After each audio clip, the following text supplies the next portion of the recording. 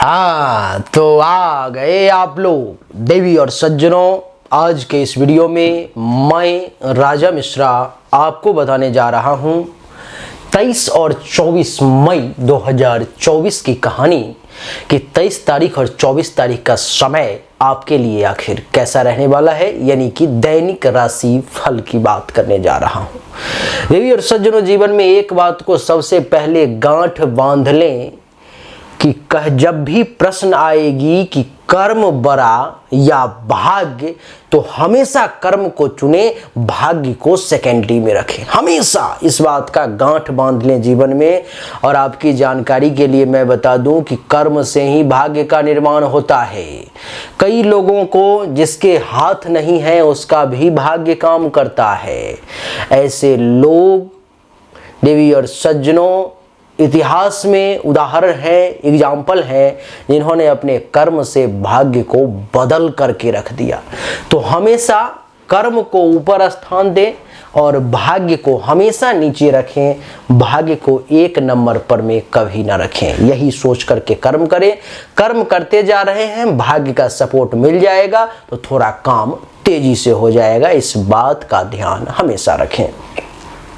आइए चर्चा को आरंभ करते हैं और जानने की कोशिश करते हैं कि 23 और 24 तारीख की कहानी क्या कहती है।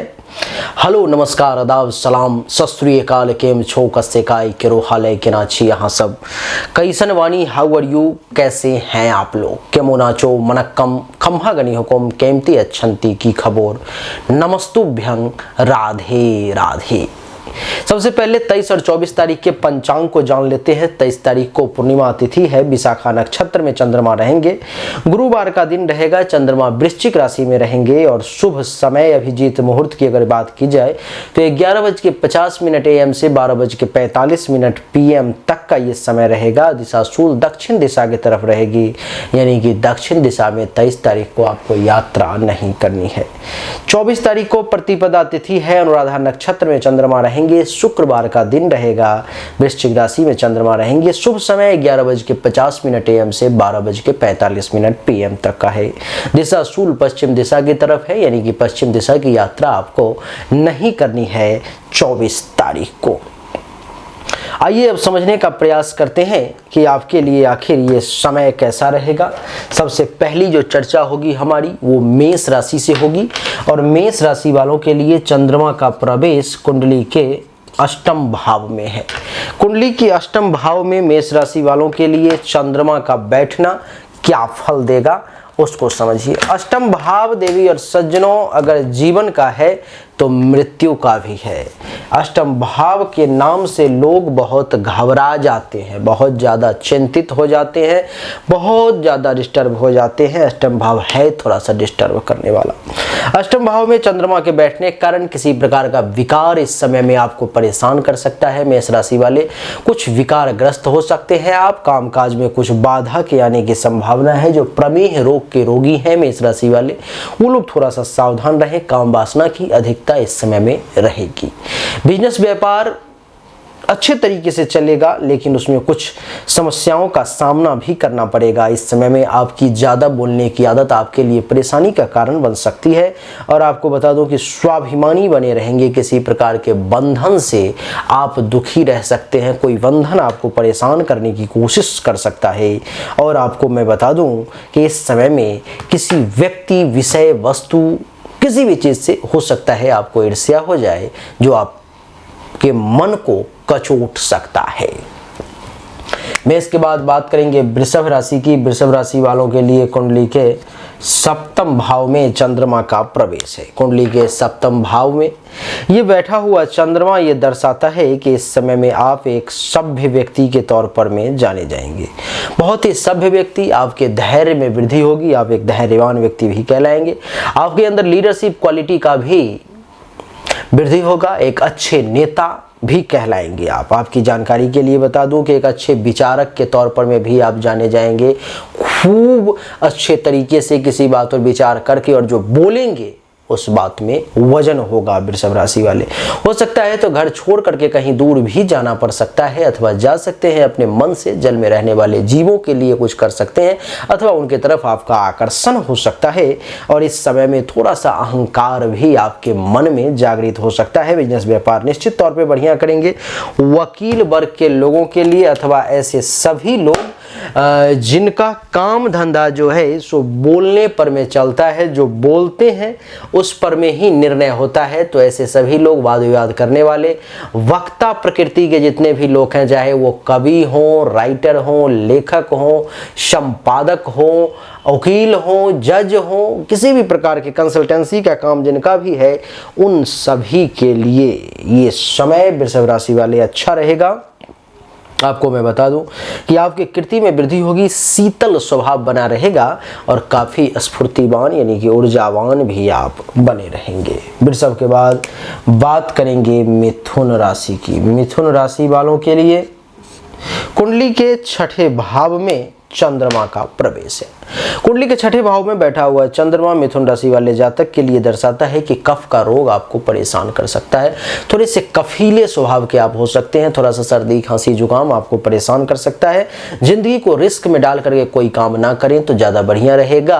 किसी विषय वस्तु व्यक्ति की तरफ आपकी आसक्ति हो सकती है। इस समय में स्वभाव खर्चीला हो सकता है, पैसा ज़्यादा खर्च कर सकते हैं। जहाँ पर में 2 रुपया में काम निकल सकता था वहाँ पर 5 रुपया आप खर्च कर सकते हैं। आंख से संबंधित किसी प्रकार की परेशानी आपको परेशान कर सकती है। और आपको बता दूं कि भाइयों से बहुत सहयोग मिलने की अपेक्षा है।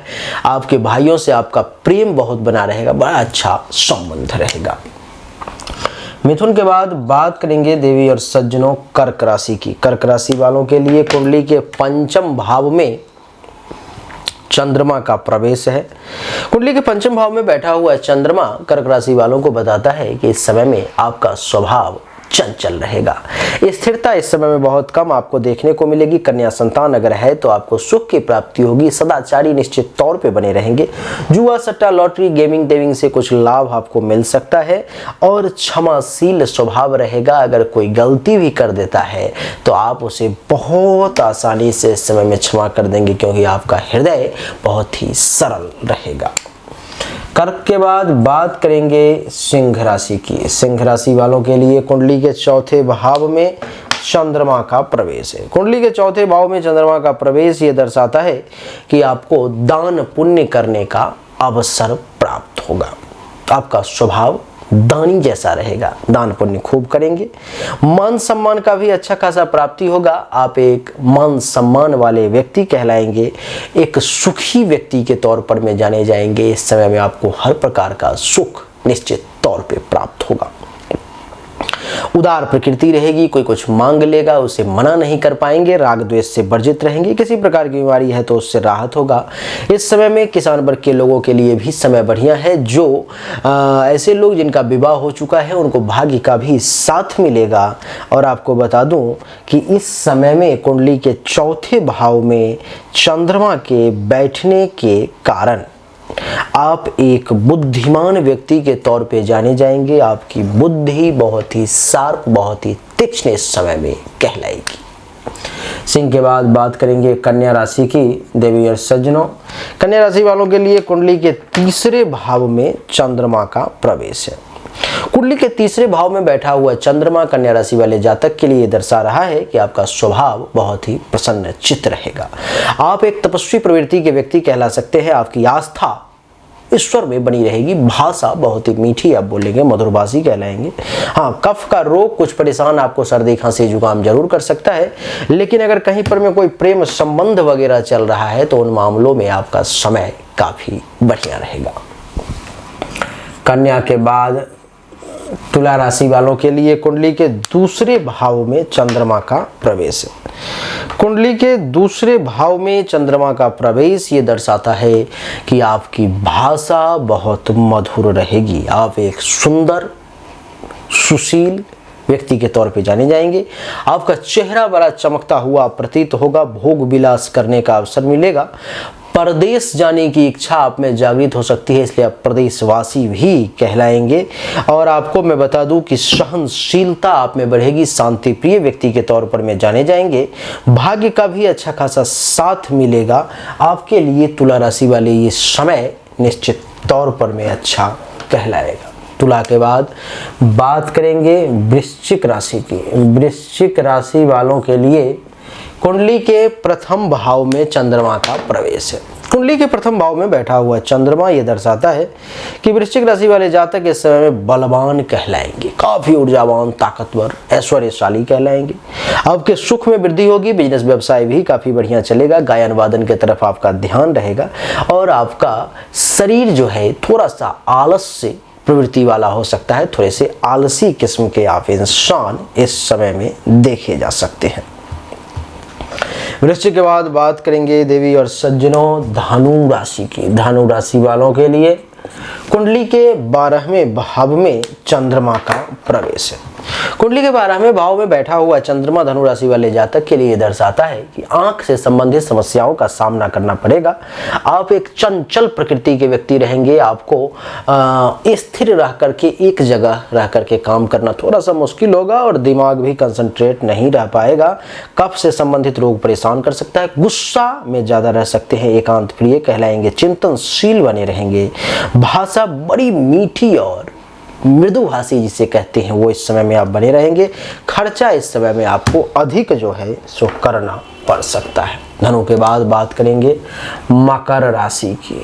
मकर राशि वालों के लिए कुंडली के एकादश भाव में चंद्रमा का प्रवेश है। कुंडली के एकादश भाव में बैठा हुआ चंद्रमा मकर राशि वालों के लिए दर्शा रहा है कि बुद्धि बड़ी चंचल रहेगी।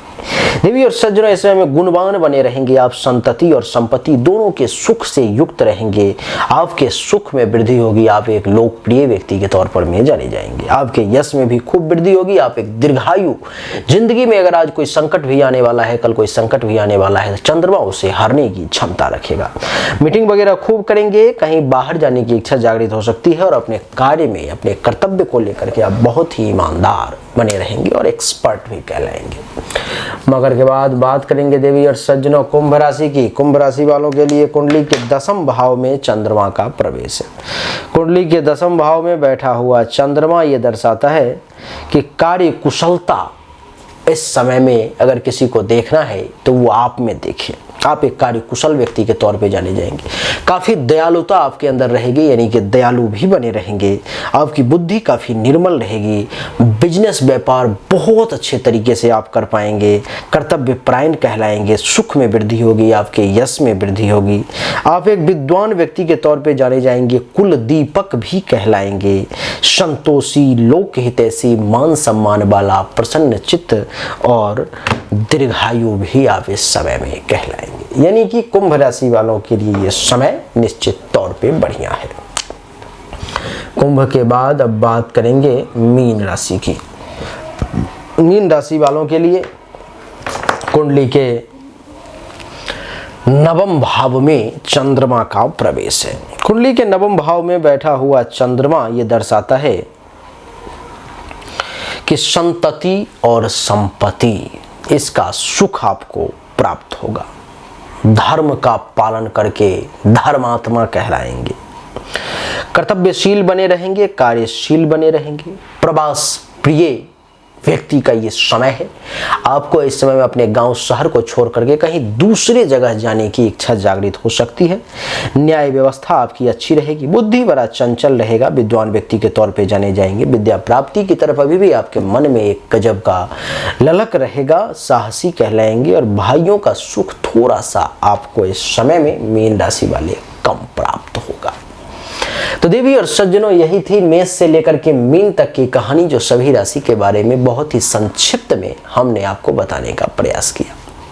उम्मीद करता हूं कि आपको ये छोटा सा वीडियो जरूर पसंद आया होगा, अच्छा लगा होगा। अगर आपको पसंद आया, अच्छा लगा तो इस वीडियो को आप लाइक जरूर करें। आपका एक लाइक हमारे मनोबल को बढ़ा देता है। और अगर आप अपने बारे में पर्सनली मुझसे बाय गारंटी को जानना चाहते हैं, क्योंकि ये सामान्य राशिफल है और जब आप अपने बारे में जानेंगे तो वो विशेष होगा, तो सामने दिए गए व्हाट्सएप नंबर 7062757996 पर मैं अपनी जन्म तारीख, जन्म समय, जन्म स्थान, दोनों हाथ की हथेली का फोटो अवश्य भेजें। आपको सही और एक्यूरेट जानकारी प्राप्त होगी। आप सभी का एक बार फिर से बहुत बहुत धन्यवाद। Thank you so much. जय हिंद, वंदे मातरम। बोलिए राधे राधे।